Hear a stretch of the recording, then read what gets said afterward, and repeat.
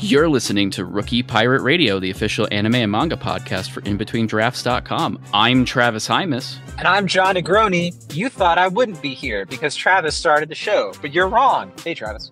Hey, we pulled one over on them because this whole episode is a reference to the first episode I did without John and didn't mess it up, hopefully. So we've asked back our editor-in-chief, Allie Johnson.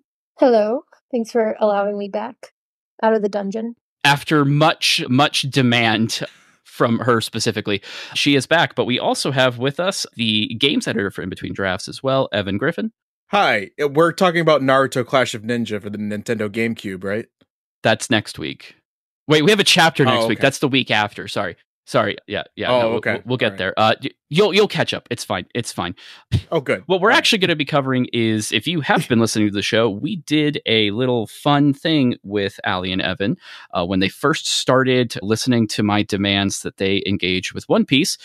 We talked about what it was like starting the series, what path they were going down, where they were at in East Blue, what they thought so far, and now that they have both reached the official halfway mark of the series, which for those of you paying attention at home is the end of Marineford and the time skip, we will be talking about where they are now and how they feel. But before we do that, John, really quick, we have to take care of some business here. We're all about business at Rookie Pirate Radio. I got my suit and tie. My audio quality is what it is because I've got my AirPods in while I'm driving to Rookie Pirate Radio headquarters. Oh, he's on a cruise, all right. Yeah, I'm on cruise control. I get to make those jokes now. Yeah, you do get to make those jokes. But John, as you're heading into the corporate headquarters right now, I just want to give you a heads up that our resident producer, Rookie D Pirate, the namesake of this podcast, he's a little bit fuming right now. I would imagine so, since he's a resident of the headquarters. He literally sleeps here. But I mean, we give him a really good rate on rent. You know, like it just comes right out of his paycheck, and it's easy. And now it's canon that we're landlords. That's good. That's good. Well done. I thought we were pirates. How could we be landlords? Yeah, we've botched this bit already, but I do have some notes here from him. He says that you've been sending out carrier pigeons again from the top level of the building. And I just want to know, is that because you want to talk about One Piece with people again and forgot about the Discord? Yeah, I got the idea from Evan, actually. Evan and I were just kind of like hanging out, collecting pigeons as pets. And he said that the internet doesn't exist. And I was like, that's true. But he was like, but John, we could tie messages to these pigeons to carry to fans of Rookie Pirate Radio. And then I obviously called Evan a genius. And here we are.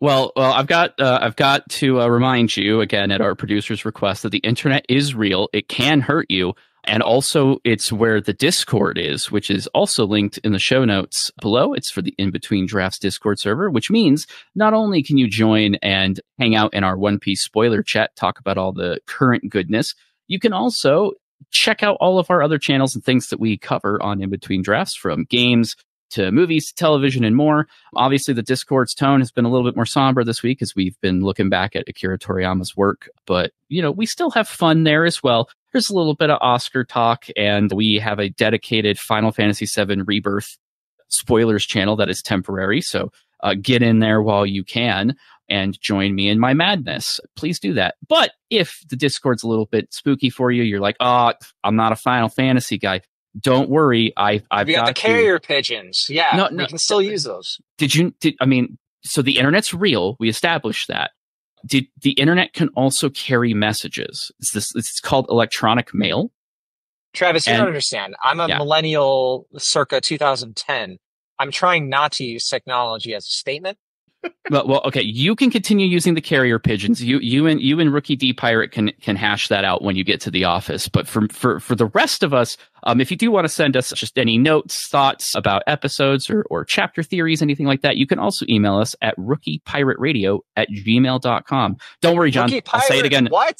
I'll say it again. It's rookiepirateradio@gmail.com. So I'm emailing it right now. I'm literally emailing myself. Is it with It's for the pigeon. pig? Yes. It's for pigeon food. I was gonna say. With that all said, Ali and Evan, thank you for joining us and putting up with that bit. Didn't know where it was going, but we got there. So with all of that said, Ali, I'm going to ask you first. How are you feeling about One Piece? I'm at the point where I'm worried about catching up and having no more of it, if that explains where I'm at. I'm already mourning it ending.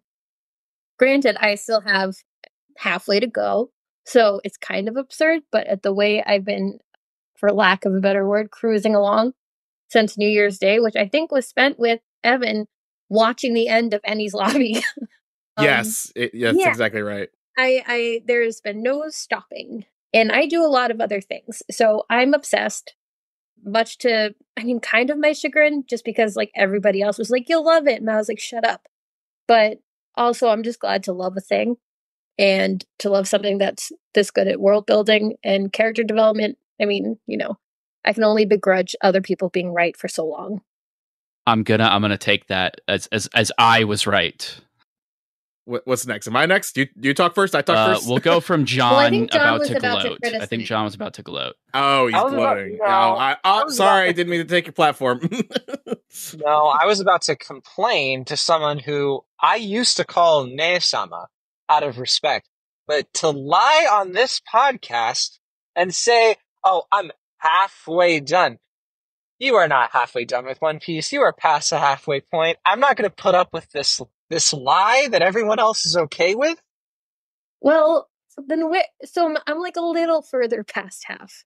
Not a little bit. No. We're talking about the halfway point, so I was trying not to ruffle feathers.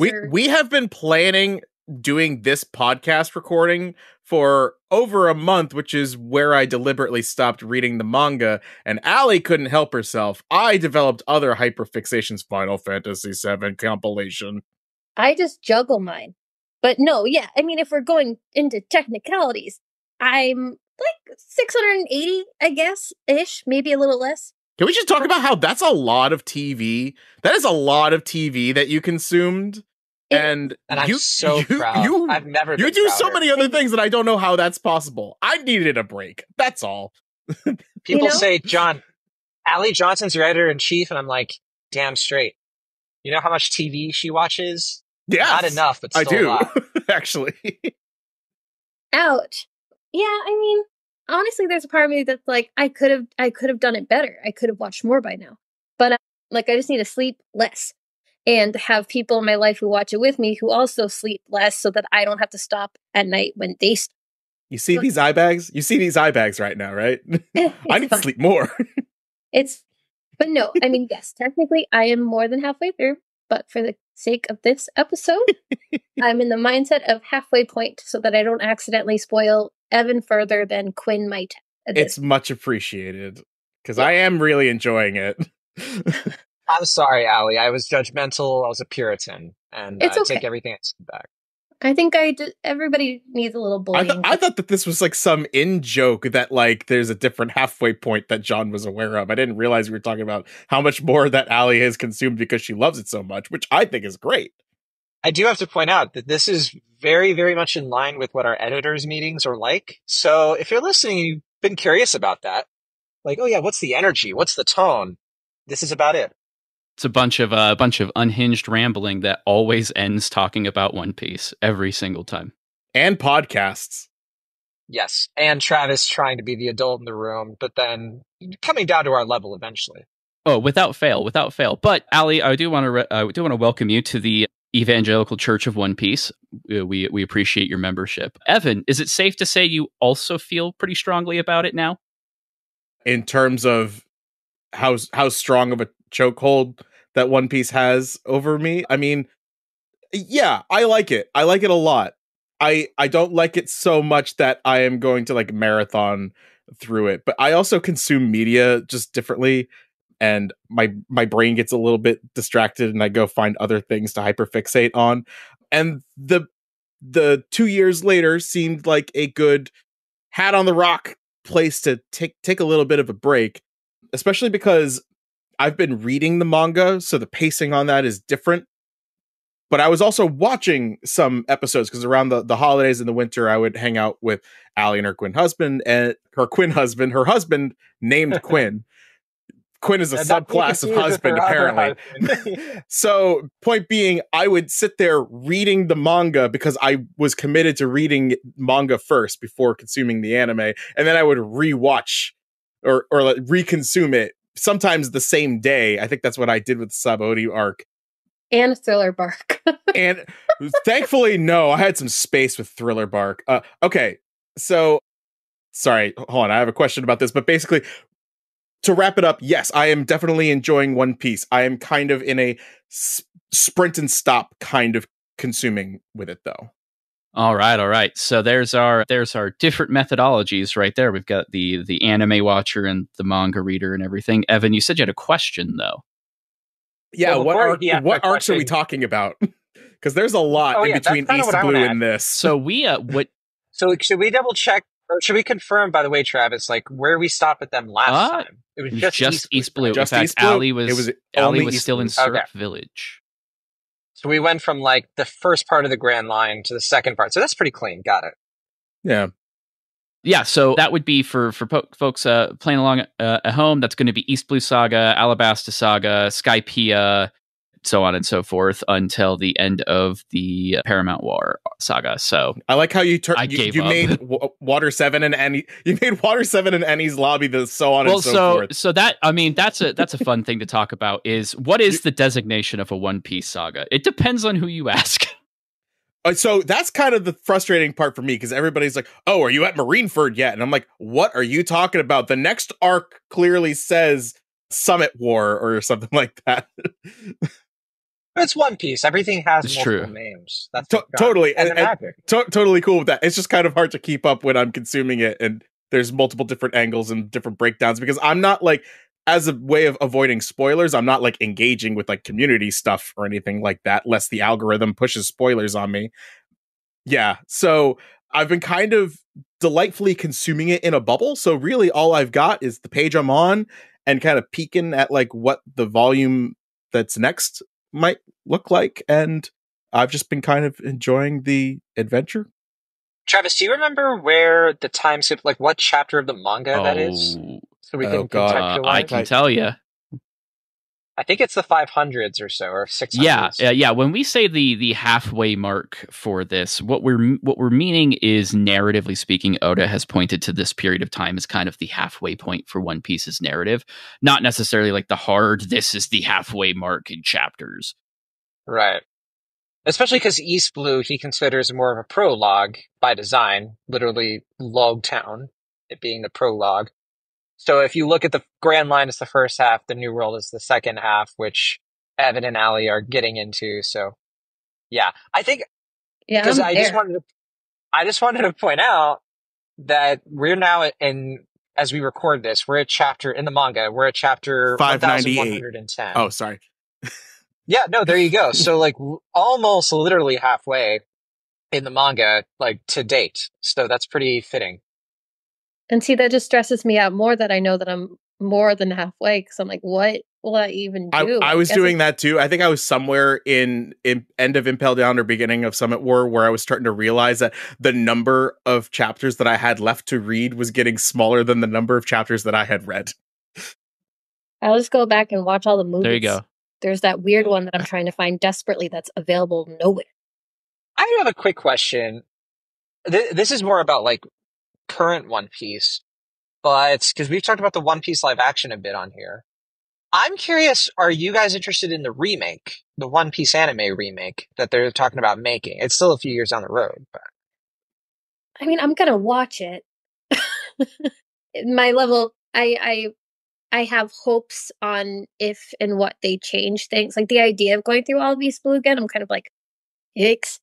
But you know, if they do certain character design things better, do certain character design things that I'm noticing more in the post-time skip less, that would be great. Everything from the rapidly changing skin tones to the size of their breasts. You know, I would love if like those things aren't as much of a thing in the new one, but otherwise I'm kind of like, why make a new one while the current one still going on, and by all accounts is getting better in terms of animation and direction with each arc. But like, who am I kidding? If I'm this sad about it ending now, I doubt more material will come out. I'll be like, no, that's enough. I like my scope of One Piece a little bit more narrow because I've been reading it, and I actually wasn't really watching the anime for a lot of chunk of it, but like around the holidays when I was, around friends again, and I was hanging out with Allie, we were watching some episodes from Water 7. I kind of got like used to it, but it got to a point where I was more comfortable with it. But my first impression of the anime was like, man, there's a lot of flashbacks. Oh man, there's a lot of weird stock sound effects. Oh man, they're repeating the same couple of songs over and over. But like, it starts to kind of develop like that charm that the early 2000s anime kind of had. But as far as the new one goes that you had mentioned, John, like, I'm kind of an animation purist where my thought is, again, thinking I would prefer it to be simplified. I would rather that they get somebody to go archive digging and rescan the original backgrounds and cells from the original seasons of One Piece instead of just top-down remake. They have done movies that like sum up entire arcs with like updated animation style. I think a few of those are on Netflix. Actually, I saw them on there. Yeah, they're on Crunchyroll as well. I don't like them because they cut too much stuff out. But I do think that like there's a website called One Piece. I know I brought it up with at least one of you before. But One Piece, the website is all about like, all right, we all know that One Piece pacing is pretty rough because it's on that old model of, well, we have to have an episode every week. So the episodes of the anime have to be super drug out. And I think the opportunity of the remake is that they don't have to do that. They can be a My Hero Academia or Jujutsu Kaisen and just do like a really solid top to bottom anime where it's not, you know what I'm saying? But at the same time, that's still a lot of manga to adapt. And this is where I'm going to come in and play the heel on that. And for the first time ever, defend the One Piece anime wholeheartedly. I do think that there will be something lost in that translation because the anime as it is right now does have the bandwidth to add things contextually and even just straight up for fun that a Jujutsu Kaisen or a My Hero Academia has a very difficult time finding room for. So that is, and I'm not saying that one approach is better than the other, but I do think that will be and maybe Ali can speak to this as somebody who's going through that way, but I know that there are some people who genuinely, some of their favorite parts of One Piece are stuff that are completely original to the anime. And I don't mean like filler arcs. I mean jokes, extended scenes, dialogue choices, that kind of stuff. Which, granted, that's a really good point. I could see that. I have a hard time noticing because I didn't read the manga, though I still want to, but I do full-heartedly, like, I know there's issues with the anime, like everything you just touched on, but also, watching the first season or two of My Hero, they flash back to that one scene where All Might announces to give him his power once an episode for at least the first season. So which is funny because, again, like, the manga writer and illustrator clearly is a fanboy of One Piece, but still. But yeah, no, I don't mind the shortcomings. I do think it kind of adds to the charm. There are some times like watching Dressrosa and realizing that was 2014 and realizing that like the first season of Haikyuu came out in 2014 and seeing the different animation scales and how behind One Piece kind of is kind of shocking, but none of it's distracting to me. I feel like you get used to it too. Yeah. Like when I rewatch the old stuff, like I think there are a couple episodes where I'm like, oh man, but then eventually it just kind of like disappears, and I'm just like, oh yeah, I just love this. And you get yes, it's still objectively a lot of TV, but we do have it down to a science of how much time we can cut out of a whole episode. Like by the time we get through the credits and the flashbacks and the, last week on, we're like 7 minutes into the episode. I actually noticed we got pretty good at calculating the exact frame on Crunchyroll where where the title card's gonna pop up. It's almost embarrassing. But like that, plus there are some fight scenes that sometimes you're like, this isn't that important. So you skim a little bit. But for the most part, again, it's like if I could get through Serum Village. I I only can do have anything. I only have two particularly excruciating experiences with One Piece, and one is trying to read through Skypiea just to get through it because that fight went on forever. But the only other one was Gecko Moria in Thriller Bark because I had already read it. I read all of Thriller Bark in a Saturday, and then I was visiting with Allie and her husband, and then we were watching some episodes. And my God, Gecko Moria's laughter is stuck in the back of my brain because they used it maybe about 50 times in the span of 40 minutes of television. And I was like, I turned into the Monty Python god in the clouds where I was like, get on with it because they just dragged it out. But then, again, you drag it out. Luffy comes in and he's the Hulk, or he's in the storm clouds, or he just does some cool shit. And it's like, oh, right. This is One Piece. This is why we're here. We're built up to it. Okay, so you're talking a little bit about your pain points, but I am also interested in the opposite of that. So I'm going to ask you the really tough questions now. First off, up to where we are, what we're talking about this episode, who is your favorite Straw Hat now? I'll let Allie go first. It's Luffy, which is such a boring answer. Oh, did you think I had? You could probably think of my second favorite. I thought he was, but go for it. Go ahead. No, it's Luffy is definitely my favorite. I just think this is such a wonderful character who goes so beyond what I thought the character was on the offset. Just looking in as a fan and showing like the growth of this character who is so silly and so ridiculous and youthful and like, I don't know, impulsive, but showing like the development and his strength. It's just been so fun to watch over. And that's kind of why I love how expansive and long it is because like the growth is so not slow, but it's like incremental so that by the time you get to those big moments, and I say this and people are laughing at me like at 1,000 episodes, being like, yeah, no shit, Allie.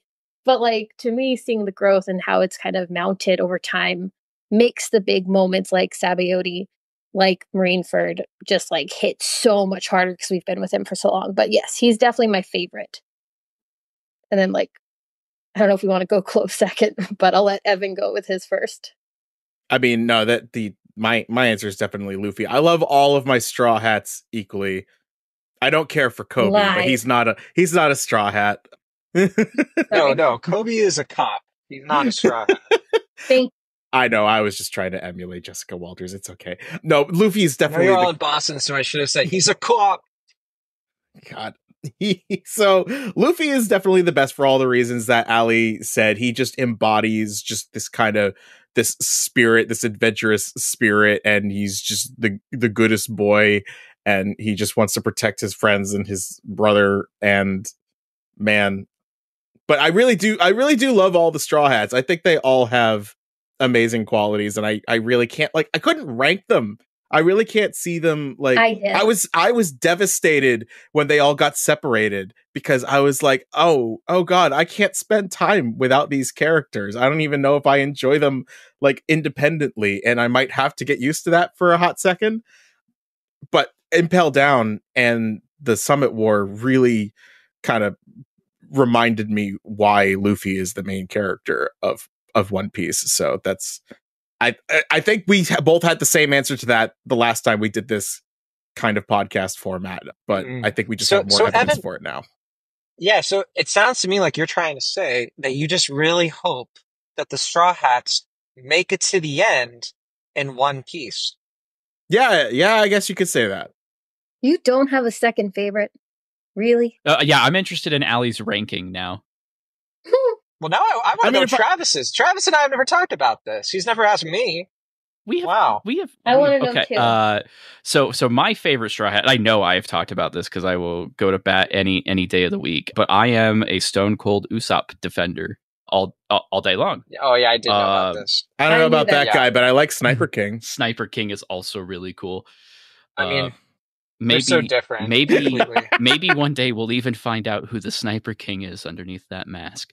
But I hope we don't. I love the mystery of it. Yeah, that's true. Speaking of things that the anime adds that the manga does not have, and I don't know if Evan saw this. I the think I Soge did. King Power Rangers opening. They made Allie made sure that she showed me that. Yes, that kind of stuff. It is a fantastic addition. Yeah, I don't think I made you. I think we just watched 20 episodes that day, so it came up. No, but you guys specifically rewound it to show me that part because it was pretty good. It's rock solid. But anyway, back to Usopp, who is not the Sniper King. I have an attachment to him. Part of it just has to do with where I started, which was not the correct way to start One Piece, which is a random chapter in Shonen Jump. which don't we all do that with some things? So it was a random chapter. It was on Cert Village. So like Usopp's arc is kind of the first arc that I get exposed to for One Piece. So there's that nostalgia factor in it. But I also think that his role as very much the everyman is very much the, I hesitate to use the word weak. The fandom refers to Usopp, Nami, and Chopper as like the weakling trio. And I've never been a huge fan of that description. Which is funny because I see Coward Trio, which I think is so much funnier. That would be because they're strong. Yeah, that would be. Who's the Coward Trio? Usopp, Chopper, Nami, and Usopp. Yeah, because they're the ones who. Which I think is accurate, but it makes it more. It makes more. Funny. Yeah, they're the comic relief, which One Piece is primarily a gag manga. Yes, it is. Look it up. So they serve a very important purpose. But I think Usopp's growth is just sometimes way more substantial because it has to come from not just doing a cool thing, but being willing to try to do a cool thing. I love in Thriller Bark where he defeats Perona by just. I was thinking of exactly that just part. Embraces the inner depression, and like that gives him an edge that the other characters would never have. And I think he just scream at her like, "You can't defeat me. I'm already depressed." Yeah, it's exactly it. Like his constant negativity becomes an asset in certain ways. And there are parts Usopp later on in the is series. another millennial from 2010. It's true. Yeah, Usopp is me in a lot of ways. But then I don't want to get into rankings because I have more information than everybody else does. But yeah, I would say Usopp for sure. And of course, everybody adores Luffy. How could you not adore Luffy for all the reasons that you've all said? But I also love Luffy's emotional intelligence. I defend that a lot on this show. We talk about Luffy being an idiot, but he's a different kind of intelligent, and I think that's important. I think. Sorry to cut you off. Bad at that, but I want to not leave this moment yet because I absolutely agree, and I think I went into the show with the expectation of Luffy's an idiot. So I was like, that's what I'm going to get with my lead character. And I'm like, he isn't. Like, he's ridiculous and he's an empath.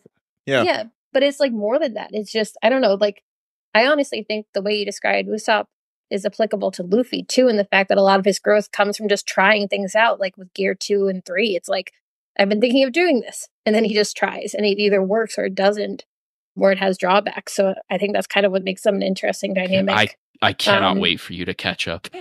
I cannot wait for you to catch up.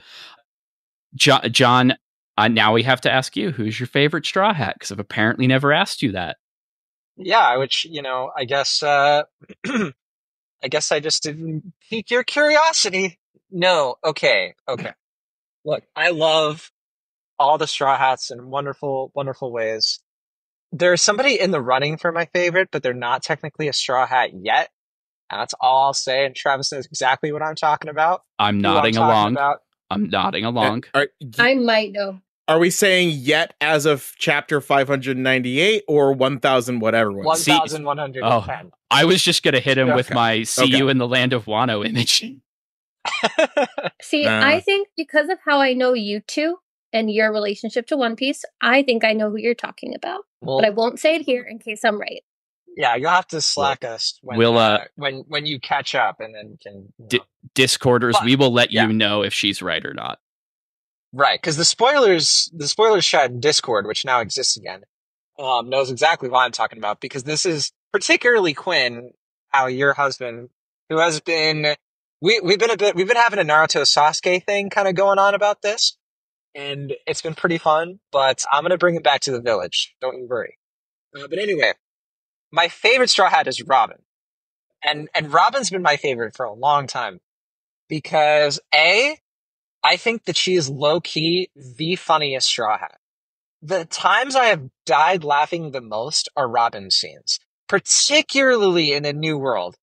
And my only complaints with Robin have nothing to do with the character, but with how the art design got all messed up, which I think you already kind of alluded to, Ali. Like, that is a thing that, like, particularly the anime, like, apparently, like, shaded her, like, with darker skin, which was never Oda's intention. So in the time skip, they decided to, like, basically update the character to being manga accurate based on, like, color spreads and things like that. But of course, everybody else was like, well, what's going on? Like, this is, which I maintain that Oda should have just got the anime version because I think she looked cooler, especially with the cowboy hat. But then also like the over like sexualization too with like certain with her and Nami, like that stuff got super annoying. But if we're just talking about Robin as a character, she has moments, particularly like Enies Lobby, obviously, that resonate and like pound me in the gut more than anything else. Kid who like leaves their home, feels alone, but like finds a group of friends who accept them after a lifetime of regrets and being ostracized, but then also being celebrated for their love of knowledge and finding people who appreciate the weird things they're obsessed with. Why would I be drawn to a character like that? I don't know. But no, Robin is my favorite. And Robin has some of the best 1v1s of the Straw Hats. Second, maybe to Frankie, but we're not quite there yet with y'all. Hold on. Actually, John, are you aware? I think Travis is that Ali and I both independently came to a particular ship conclusion that Frankie and Robin are definitely the best ship in One Piece. No. Okay. That's not. I don't know if I think this. Okay, I'm hyperbolizing, but but they're the adults in the room, you know? And I'm like, they should just kiss just once. They also save each other multiple times. They probably have hooked up pre-time skip. Yeah. But no, I do love those two together. Just like I just think it's hilarious and sweet, especially with him being there for her, like saving and stuff. But no, I just see Ali holding the action figures in each hand, just being like, "Just kiss." Like, just kiss. This is the part of this is the part where I do have to do. And for those listening, what I do every time Ali tries to get a spoiler out of me, I send the exact same image, which is the image of Luffy yelling, "Come find us in the land of Wano, come at any cost." And I will not tell you who he's saying that to. And this is the part where I drop that image verbally in this conversation because I cannot contend with you without more information. Yeah. That said, sorry, did you have something else? No, go ahead. Well, it's encouraging John's, what do you call it? Fandom of Robin is actually encouraging to me because when I was saying that I love all the Straw Hats equally, I don't just love that they each get their own moment and their own little introductory arc. I love that as the story goes along, they each get their own iconic moment, but I've been kind of waiting for Robin as a character to come out of her shell throughout the points in the arc. She's been doing it incrementally and very slowly. She's, getting a little more jokey and jovial with the Straw Hats, which is great. But I remember saying at a very specific point, I feel like Robin's not getting the kind of characterization depth that everybody else is, at least at the point that I was probably around the beginning of Sabaody, honestly. Just funny because I feel like she was actually given so much. It's just that they gave it all in the Water 7 Enies Lobby, and then we went straight to the separation saga. That's kind of what I mean. I mean, since then, she hasn't had a lot. A single arc. Well, she is the ship's introvert, which we gotta that's give her true. a little bit of, she's coming out of her shell slowly, but that's the beauty of the character, is watching her become more and more comfortable and more in tune with who she really is, because I'm not going to give anything away, but yeah, by the time you get to post time skip, Robin and you're Evan, you're about to see kind of play out. She gets a bit of a shift in terms of what she's going through and how her character kind of changes. I kind of got a sense from that in the the check-in that all the characters get before the time skip. So I'm looking forward to that. And I'll add that Sanji is my problematic fave. The lows are so low, the highs are so high. with Sanji. So this is what I meant. This is what I thought, because Ali has always had a great case for Sanji, and I think it's awesome. This is good, because when you were first starting, Ali, I literally said to Quinn, I feel like Sanji's going to be her least favorite Straw Hat, just because the lows are so low. But now we have he's my second get into favorite. it. Talk about Sanji, because I know you've wanted to. Okay, so Sanji is this king. is what my sister and I, the adult one, not the one who sees how many episodes we've watched and goes, "You losers," but he's a feminist king, right? Or not so much that. It's like not a feminist, not a misogynist, but like a secret third thing. He just loves women so much that it comes back around in like a good and a bad way, and I will go to bat for this silly, sad little man every time. I love this character so much, and there is a line he has in the Fishman Island that isn't really a spoiler, but the delivery by the voice actor has Quinn and I quoting it almost every day these days. I love this character. I think he's so fascinating because he is such a piece. He's such scum in certain ways, 100%. But honestly, I think his worst moments are kind of more of a reflection on Oda. Like, I'm not going to let that taint my character. Yeah. Like, I see that. Sanji is innocent. That is Oda bringing whatever his nonsense is into the show. But I just think he's wonderfully written, and he has these little pockets of moments, such as like when him and Zoro are trying to like duke each other out to like be the sacrifice to Kuma or whatever. And like the difference of like, I'm sacrificing myself and I've always been ready to die. Like it's so well written that like, sure, he's just this goofy little nosebleed man, but also there's such depth to him so far. And I love this character. Problematic fave, feminist king, Sanji. 100%. So many epithets. I will also note that I like Sanji enough that from the cookbook of anime food that Ali gave me, I made Sanji's Japanese yellow curry. Aww. And it took me a whole day. And you know what? The dude knew what he was talking about, because that curry was good. I also watched One Piece while I was eating it. There's some great Instagram reels of like people making Sanji dishes, like just like the anime, and they show it but like side by side. I've never sent them to you because I didn't think you were ready, but now I know. Also, I'm kind of impressed. Like nobody said Zoro, which I always feel like Zoro was like the. So Zoro's probably, he wasn't before like the time skip stuff, but I think he became my second favorite after like Thriller Bark, and seeing him like post Sabaody like really kind of be humbled a little bit. So Zoro's probably that's my so second weird, favorite. Evan, because nothing happened in Thriller Bark to Zoro. Yeah, what are you talking about? Can I say that Zoro, for me, I love that character a lot. And like when I'm looking at my own personal list, like he definitely shuffles between the like 3 and 5 area, and depending on my mood. But I do feel like I like him more when he's interacting with certain characters, or I really love like the Zoro-Luffy dynamic, and that kind of raises him in my esteem. But like, I don't know if I love him so much as a character, more so that he has a lot of amazing moments, like the Thriller Bark moment, and not even the moment where he takes the pain, but like there's a shot of him just like sliding into view, like blocking the hit. Like, and I just thought that was so well done. Yeah, so some of his choreography is awesome. Yeah. Yeah, like so I love the character and I love his solo stuff, or like I think his storylines are more interesting, but I have less of a like immediate attachment to like Luffy or even Frankie, who when he first came on, I was like, I love him.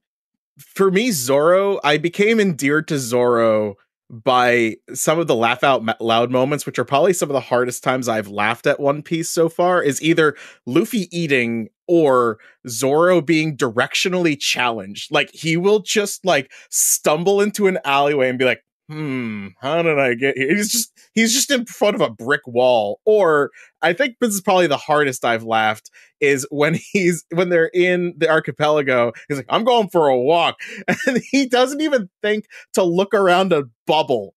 And he's like, I'm on number 1, right? It's just the stupidest, most simple sight gag. And it's just a repeated joke. But for some reason, it just really hits for me. So it's actually one of my favorite. Yeah, the anime makes a meal out of Zoro and his lack of directions compared to the manga. Because you literally have like background scenes where like Usopp is like literally grabbing Zoro, who's like about to wander off, and like marching him back to the group because he doesn't want to deal with finding him later. Yeah, my favorite is an OVA. The anime pulled the trigger on they just leave him behind. Funny. I'll have to send it to you. It's a great clip. But we gotta talk about Frankie. You want to talk about Frankie? Tell me about Frankie. Frankie's dope. Ooh, I do love flavor. Frankie.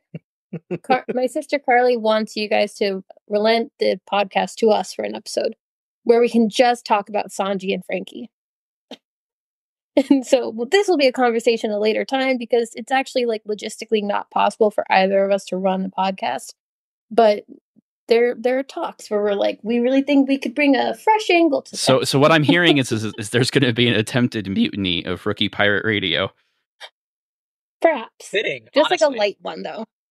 I think of it as giving you a break. I look forward to seeing her Buggy the Clown costume, which, by the way, can we talk about the fact that I didn't even really understand the Buggy the Clown appeal at all, and it probably has to do with the fact that I hate clowns, and yet as soon as he showed up in Impel Down, he has some of the funniest damn moments I have seen in all of the manga. Like, some of the reaction shots of Buggy in between Impel Down and the end of Marineford, I just died. It's hysterical.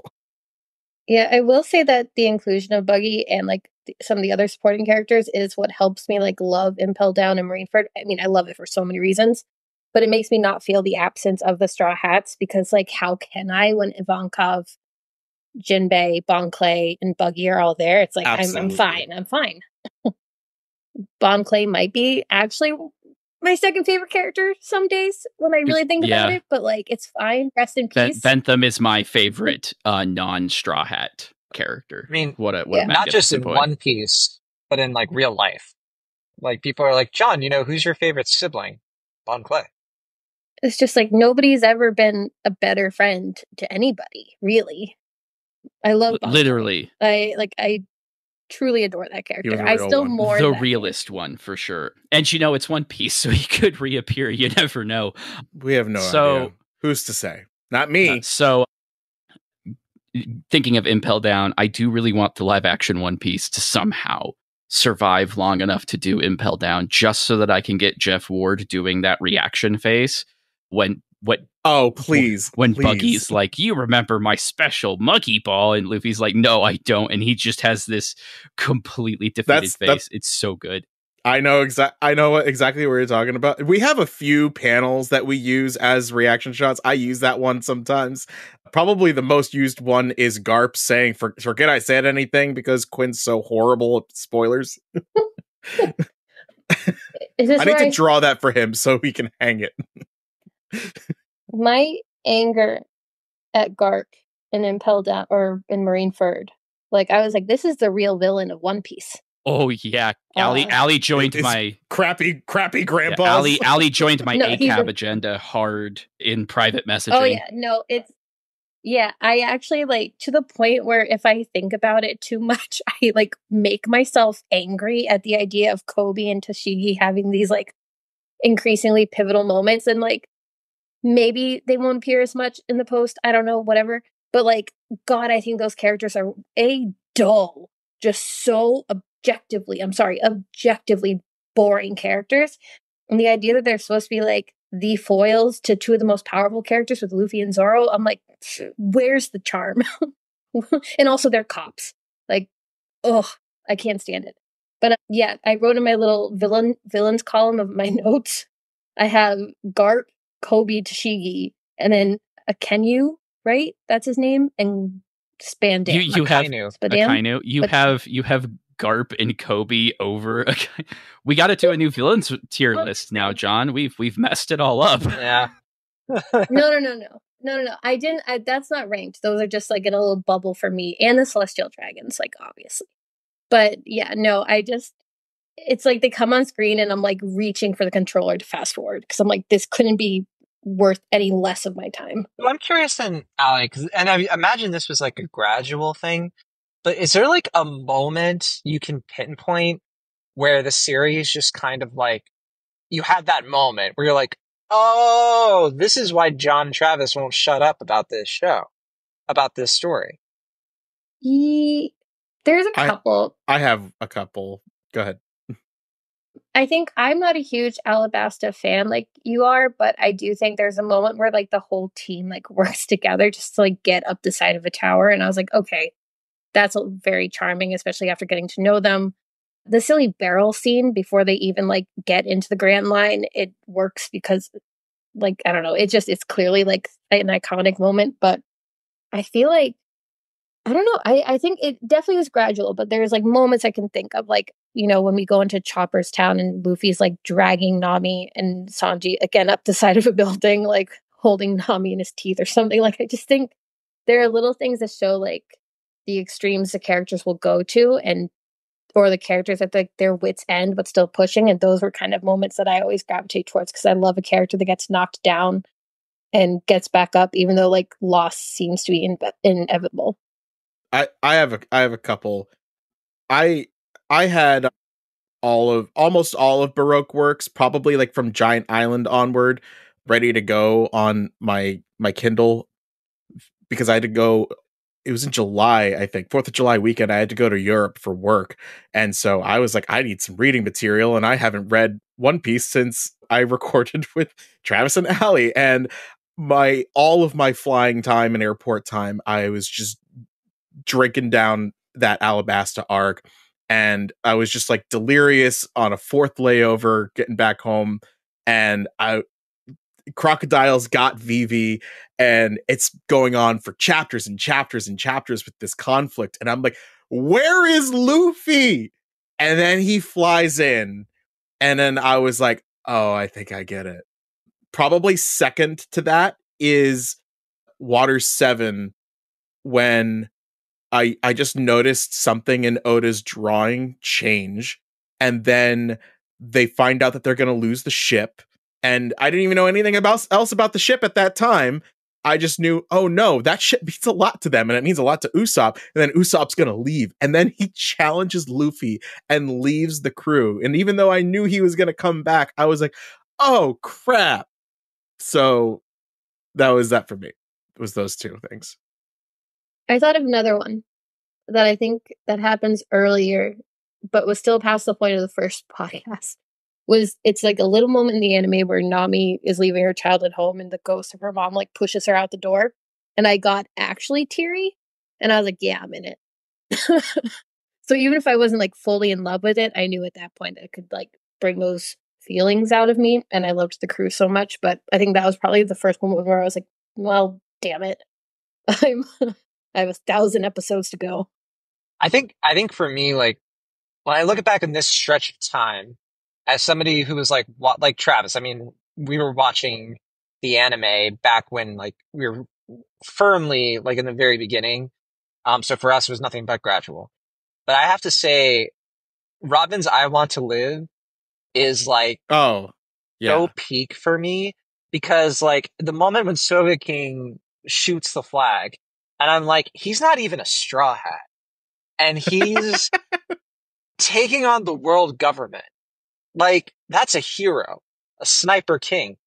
But like, yeah, actually, like when Robin is just like bawling her eyes at this character who's been so reserved, and there's been such a question of like, is she really with them? Not really. But when it just comes full out, you know, like that, man, that was my like teary moment. Not as teary as Robin, but give it time. That's interesting, because like, I guess like by the time that most people get to Enies Lobby and Water 7 and stuff, you've got to be pretty invested at this point. And it's more sort of like, oh wow, like the energy is still going. But did you all, what was the biggest slog for you all? I think, Evan, you kind of noted for you when you're watching the Thriller Bark anime, there was a little bit of like some, you know. Yeah, but nowhere near.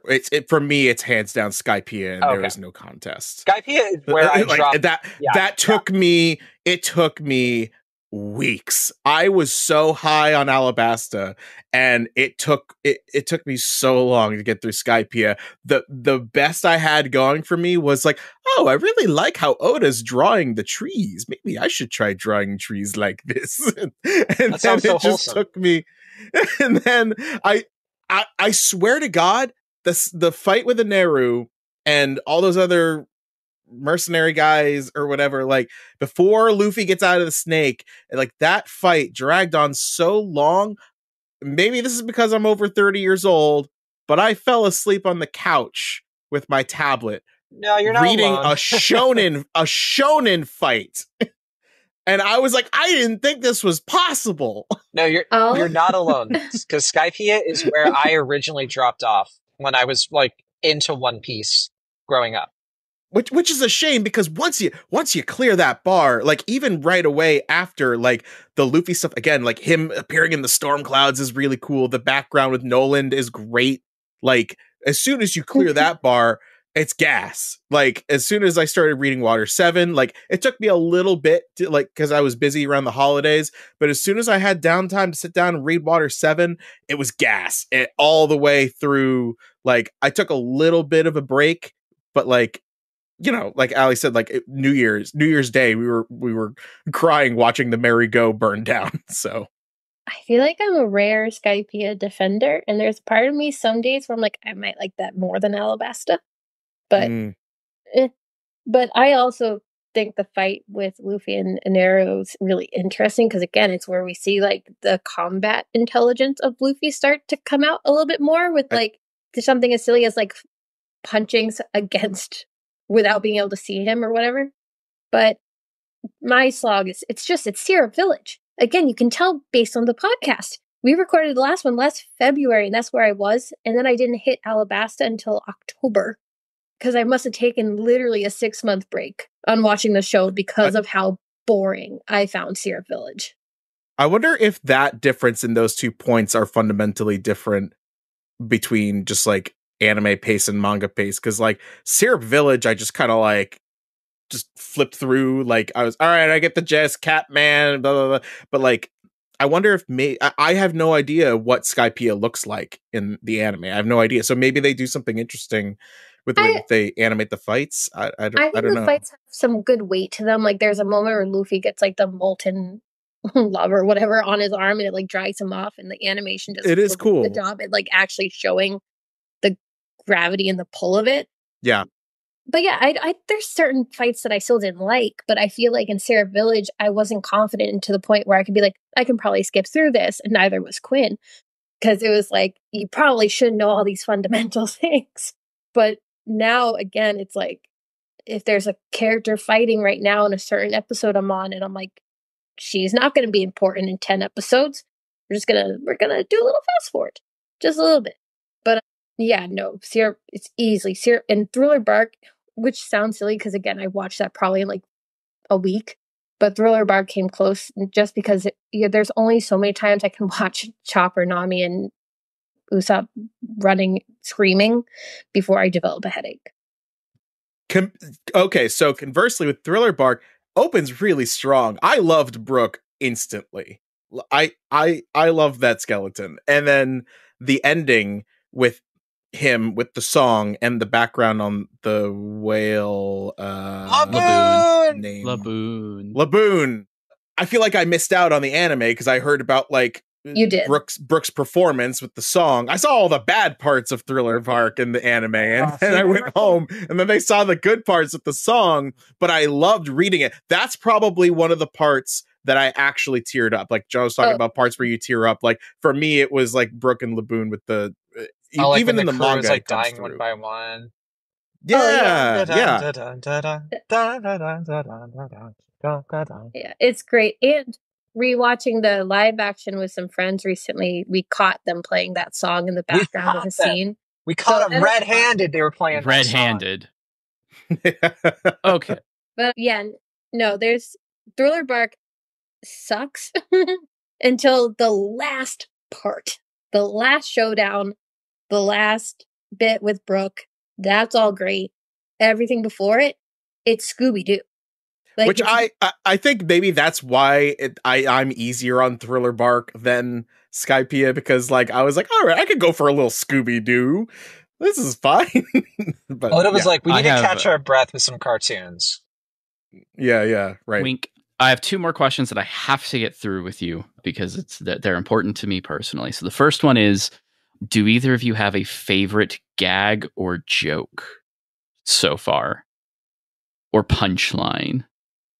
I can't think of one at the moment. Shame.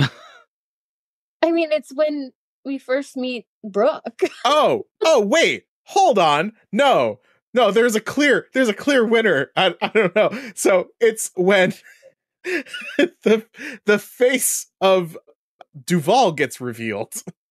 Oh, wait, yeah. I absolutely Legendary. lost One it. of the best mask off moments. We were just talking Scooby Doo. And moments later, Sanji Roundhouse kicks him in the face and turns him into Handsome Squidward.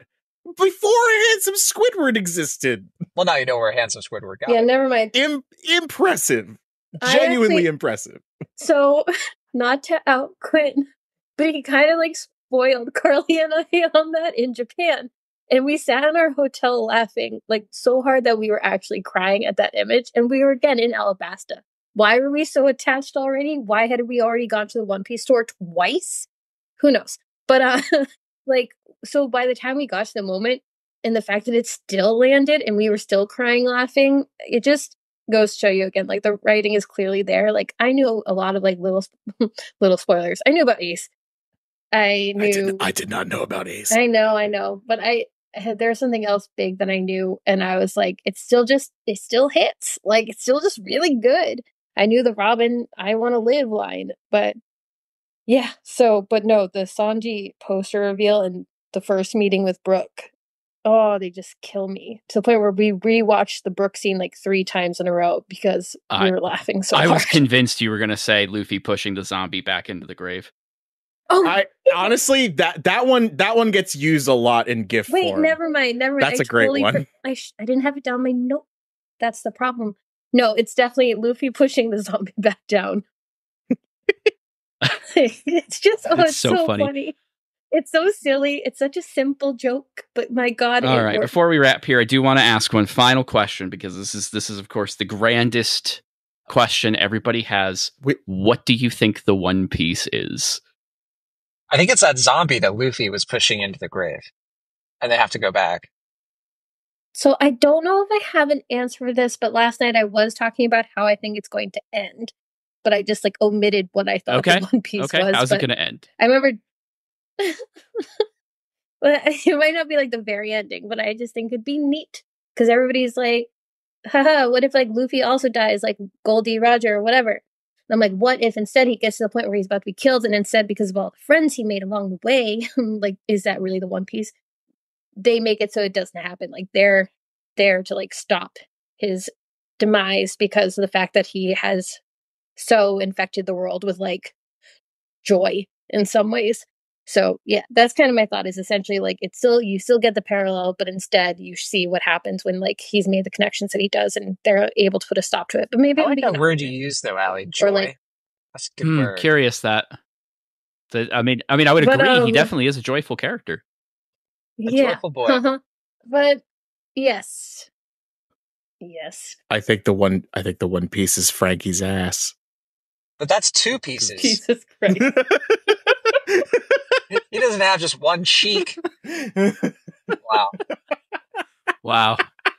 It is front and center for like a full 5 episodes. Wait, how true. did we not ask what y'all's favorite arcs were from this stretch? I was going to say, how did we make it through this recording and not talk about the rivals in Sabaody? I don't know. Well, what's your favorite arc? What is my favorite arc? See, you should have written it down. That's I have no notes. They're all great. Yeah, Sabaody mine. Yeah, for me, it's a tie between Sabaody and Water 7. Are you Summit War third tie? I was gonna say because I lost it. I lost it at a few points during the Summit War. Interesting. Yeah, because I was about to ask. I was like, wait. It's like, are you saying Subody Archipelago is one arc, or like, because that's a saga, but so technically we have three sagas, which is the Alabasta saga, and then we have like the kind of from Skypiea to Thriller Bark. It's like the Grand Line saga pretty much, and then we have the Summit War saga. Do I have that right, Travis? Viz completely breaks them down differently. Skypiea and Thriller Bark are their own sagas, and then Sabaody through Marineford is Summit War. I'm just going off of the color and title change. Yeah, on the Viz one is, and again, this is debatable because it's not necessarily the same to the Shueisha one, or like even how most people break it down. So it's a mess. I didn't realize there were so many inconsistencies. My mistake. Inconsistencies in language. I mean, then if to make it easier, I guess Summit. It's either Summit War, then like the whole. If you're doing it that way, then probably Summit Wars, because I do think Sabaody through post-war arc is like peak. Like I couldn't stop. Yeah, it was the actual like there was real anger at the end of the night when Quinn was like, "I need to sleep," and I was like, "Well, you shouldn't. You shouldn't have to." Y'all. I remember reading that week to week as it was coming out, and this was back when we had to pirate stuff. So like we were like fast and furious trying to get a hold of the next chapter as Marineford was happening. Like I remember still the day the chapter that says the death of Portgas Diaz came out. Like it was a huge deal, real time. And I would say only until right now in the current like One Piece arc have I felt that way. Did you say you used to pirate? Oh, yeah. Were you some kind of rookie pirate back then, Travis? You could say that.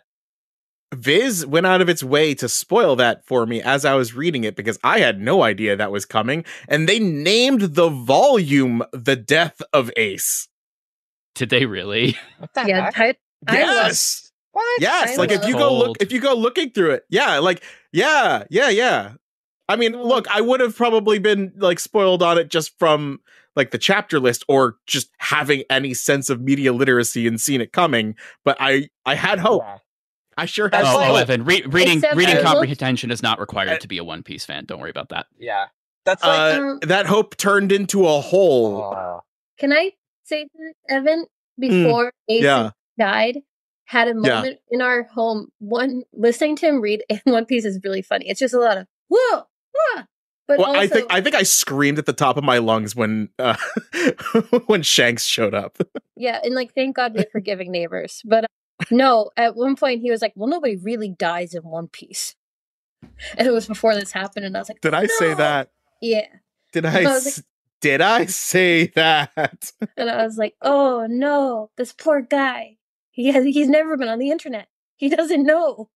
Whereas my 15-year-old It's true. Sister, I only just found out how Final Fantasy VII ends because I finally played it 26 years later. Evan found out today during the intro of this podcast that the internet is real.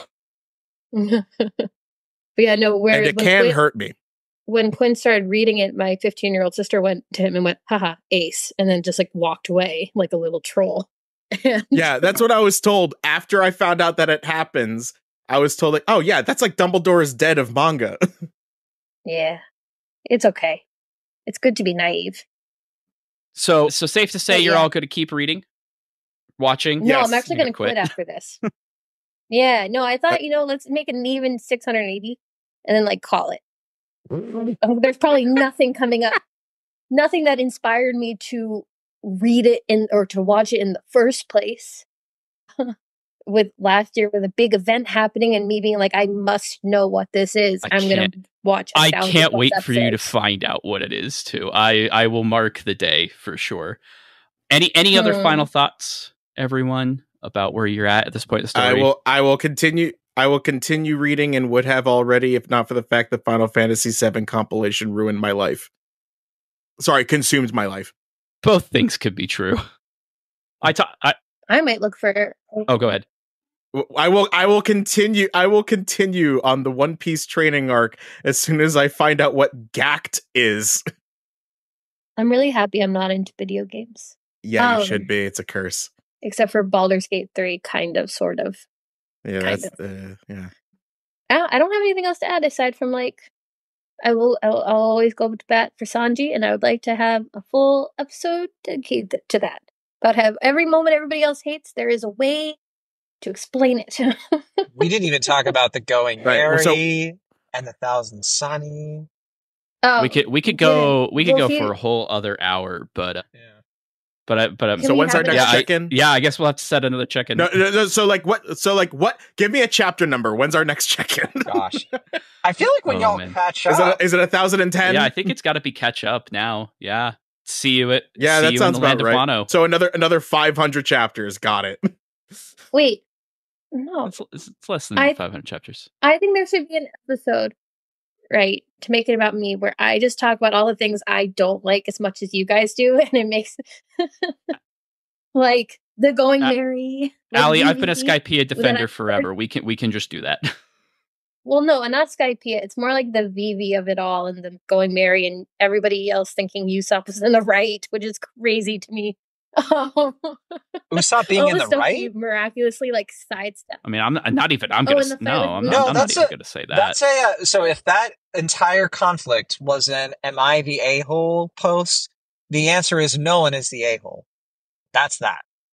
But I don't know if I totally agree. But it's okay. I think I'm And that's- missing context on this. Are we talking about when Usopp Yeah, left? Luffy Yeah, versus yeah. Usopp. Yeah. Oh yeah, no, he was being a baby. Absolutely.